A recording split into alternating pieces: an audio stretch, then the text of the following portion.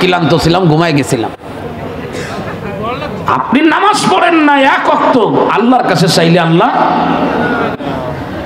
যুবকরে মারার জন্য মুসলিম শরীফের লম্বা হাদিস, মাঝখান থেকে আপনাদেরকে শুধু অতটুকু বলবো যতটুকু আমার দরকার। মারার জন্য পাহাড়ের উপরে নিয়ে গেছে, বাদশা বলে দিয়েছে পাহাড়ের উপরে নিয়ে একবারে ফেলে দিবা না, প্রথম তারা হালকা ভয় ধরাবা। যদি ভয়ের কারণে আমারে রব মেনে নাই, খবরদার মারবা না, ফিরায় নিয়ে আসবা, মারার দরকার নাই। আর আমারে যদি রব না মানে, আমারে যদি রব হিসাবে স্বীকার না করে, পাহাড়ের উপর থেকে ফেলে দিয়ে নির্মমভাবে মারবা।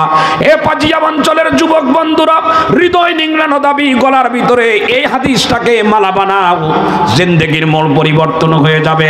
আজকে ওয়াদা করো আর কোনোদিন এক ওয়াক্ত নামাজ ছুটতে পারবে না। এই কণ্ঠ দিয়ে নারায়ে তাকবীর আল্লাহু আকবার ছাড়া ভিন্ন কোনো স্লোগান বের হবে না। ডান হাত ছাড়া বাম হাতে কোনোদিন খাবার খাইতে পারবো না। চোখের গুনাহ কোনোদিন করব না, কানের গুনাহ করব না, জবানের গুনাহ করব না। ইসলামের বিরোধিতা যারা করে এদের সঙ্গে বসা ওঠা কিচ্ছু করব না। প্রতিজ্ঞা করেন না, করে দেখেন। তো যুবকরে পাহাড়ের উপরে উঠায় যুবকরে বলতেছে তুমি বাদশারে রব মানো, তোমারে নিয়ে যাব আবার, নতুবা তোমাকে ফেলে মারবো। যুবক তখন পরিস্থিতি বুঝে দেখলো যে আমাকে এরা ফেলে দেবে, আমারে মারবে এরা। তো যুবককে যখন মারার জন্য ওরা সব দিক থেকে রেডি, মনে করেন এই ধরছে এখনই যুবককে ফেলে দেবে। তো যুবক তখন ছোট্ট করে এতটুকু কথা বলছে, এতটুকু আরবি। কি বলছিল সে আরবি? আল্লাহুম্মা কফিনিহিম বিমা শিতা, মুসলিম শরীফের হাদিস। বেশি লম্বা কথা বলা লাগে নাই, আমেরিকায় মোবাইল করা লাগে নাই, মোদিজির কাছে করা লাগে নাই, পাকিস্তানের কাছে করা লাগে নাই, পৃথিবীর কোন রাষ্ট্রের কাছে করা লাগে নাই। যুবক পাহাড়ের উপরে বসে শুধু এতটুকু বলল, আল্লাহুম্মা কফিনিহিম বিমা শিতা, হে রব এরা আমারে মারবে, আমি তোমার রব মেনে শিতাই, এদের মোকাবেলায় তুমি আমার জন্য যথেষ্ট হয়ে যাও। তবে কিভাবে হবা? বিমা শিতা, তোমার যেমনে মনে চাই তেমনে হও। কয়জন সুবহানাল্লাহ বলছেন? হাত উঁচু করেন। প্যারালাইজড হয়ে গেছি আমরা, বলেন সুবহানাল্লাহ। অনেক লম্বা বলা লাগছে নাকি? কতটুক বলছে বলেন না, কতটুক বলছে? আচ্ছা আমার সাথে আপনারা বলেন, আল্লাহুম্মা কফিনিহিম বিমা শিতা। মুসলিম শরীফের এই শব্দ। যুবক শুধু এতটুকু বলল, হে মালিক এরা আমারে মারবে, এদের মোকাবেলায় তুমি আমার জন্য যথেষ্ট হও, কারণ আমি তো তোমার কারণে মার খাচ্ছি। তবে কিভাবে হবা সেটা তোমার ইচ্ছা, আমি কোনো প্রেসক্রিপশন তোমাকে দেব না। তো আল্লাহ তাআলা সাথে সাথে ব্যবস্থা নিলেন। কিভাবে ব্যবস্থা নিলেন সেটা আমার আর আপনার মাথায় হয়তো এখন আসবে না। হাদিসের ভিতরে আসছে, আমার মালিক পাহাড়ে বলল, হে পাহাড় তোরে তো আগেই বলে রাখছিলাম যে কিয়ামতের আগে তুই কোনো নড়াচড়া দিবি না, তুই নড়া দিলে আমার বান্দা জমিনে ঠিক মতো থাকতে পারবে না।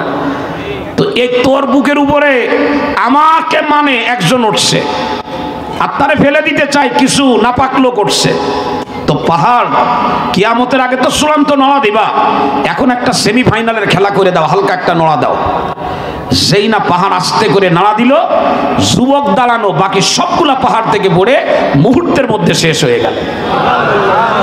বলবেন হুজুর যুবক পড়ে নাই কেন? নড়া যখন দেশে তো যুবক পড়ে নাই কেন? পড়ে নাই কেন আপনাদের দিই, আপনাদের উদাহরণ দিই।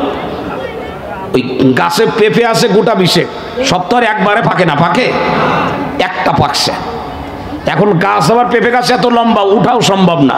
ছোটকালে দেখতাম আব্বা পেঁপে গাছের গোড়া ধরে নাড়া দিত আর পিট পিট করে কি যেন বলতো, তখন তো বুঝতাম না। এখন যেটা ক্যালকুলেশন করে বের করছি সেটা হলো, আব্বা হয়তো বলতো যে এ ঝাঁকা পাকা ডার কাঁচা ডান্ডা। কথা বলে না? তো আল্লাহ পাহাড় যে ঝাঁকা দিয়েছে এটা কি যুবকের জন্য না ওদের জন্য? ঝাঁকা হবে যার, চিত হয়ে পড়তে হবে তার, সে পড়ছে। এখন যুবক ফিরে বাদশার দরবারে গেছে, আসসালামু আলাইকুম। বলে তোমারে মারার জন্য পাঠালাম, তারা কই? বলে সব কটা শেষ। ও বুঝছি বুঝছি বুঝছি, তোমার জমিনে মারা যাবে না, পানিতে ফেলায় মারতে হবে। তো মারেন। তো আর একটা দলের কাছে দিয়ে পানিতে পাঠায় দিয়েছে, ভাসমান এক যানবাহনে দিয়ে বলছে সাগরের মাঝখানে নিয়ে পানিতে ফেলে দিবা। যখন পানিতে ফেলে দেবে ঠিক ওই একই শব্দ হাদিসের মধ্যে আসছে, আল্লাহুম্মা কফিনিহিম বিমা শিতা, আমি শেষ করে দেব, আমার আলোচনা শেষ। যুবক বলল, আল্লাহ এরা আমার পানিতে ফেলাই দেবে, আমি কি একা কি এদের সাথে মারামারি করে পারি নাকি? আল্লাহ তুমি এদের মোকাবেলা আমার জন্য যথেষ্ট হও, যেভাবে চাও। তো যে সাগরের পানি কোনোদিন অশান্ত হয় নাই, সেই সাগরের পানি অশান্ত হয়ে গেল। এখন ভাসমান এই যানবাহন পানির উপরে যখন টালমাটাল করে সবগুলো পড়ে গেছে, যুবক একা ভাসমান ওই যানবাহনের মধ্যে বহাল তবিয়তে।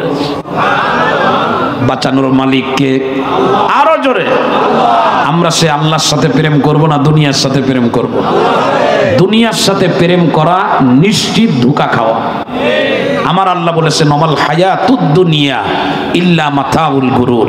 এই দুনিয়ার সাথে যদি কেউ প্রেম করে, সেই প্রেমের বয়স যদি 18 বছর হয়, সেই প্রেমের বয়স যদি 54 বছর হয়, সেই প্রেমের বয়স যদি 100 বছর হয়, আমার আল্লাহ বলে আমি ধরা দিলে দুনিয়া তোরে সেভ করতে পারবে না। সুতরাং আমরা দুনিয়ার সাথে প্রেম করব না, কার সাথে করব? আরো জোরে বলেন। দুনিয়ার জন্য রাত জাগবো না, রাত জাগবো কার জন্য? মার যদি খাওয়া লাগে দুনিয়ার জন্য খাবো না, কার জন্য খাবো? ফাঁসির দড়িতে যদি ঝোলা লাগে দুনিয়ার জন্য ঝুলবো না, কার জন্য ঝুলবো? জোরে বলেন, আরো জোরে বলেন। বাড়ি থেকে যদি বাহিরে থাকতে হয়, কার জন্য থাকবো? দুনিয়ার জন্য থাকবো না। আল্লাহ আমাদের সকলকে বুঝার তৌফিক দান করে।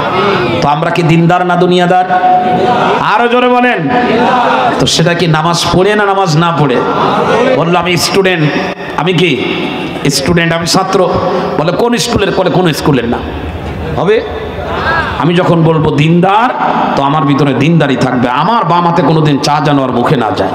আমার জবান দিয়ে কোনো মিথ্যা কথা যেন কোনোদিন বের না হয়। আমার এই জবান দিয়ে কোনো মুসলমানের বিরুদ্ধে কোনো কথা যেন কোনোদিন বের না হয়। আমার এই জবান দিয়ে কোরআনের বিপক্ষে কোনো কথা যেন কোনোদিন বের না হয়। মসজিদে আজান হলে আমার জন্য কেউ দোকানে ধরে রাখতে না পারে। আমার বাড়িতে কিচ্ছু থাকুক আর না থাকুক, আগামীকালকে থেকে আমার ঘরে থাকবে কোরআন। ঠিক আছে ইনশাল্লাহ? ঠিক আছে ইনশাল্লাহ? কে কে নিয়াত করতে পারেন আগামী দিন থেকে আমার ঘর হবে কোরআনের ঘর? আল্লাহ কবুল করে, সবাই বলেন আমিন। ঘরগুলোকে কোরআনের ঘর বানান, রাষ্ট্র হবে কোরআনের রাষ্ট্র ইনশাআল্লাহ। আল্লাহ তাআলা আমাদের সকলকে দিনদার হওয়া, দিনদার হয়ে কবরে যাওয়ার তৌফিক আল্লাহ তাআলা দান করেন। খুব বেশি লম্বা আলোচনা হলো না, সংক্ষিপ্ত কথা।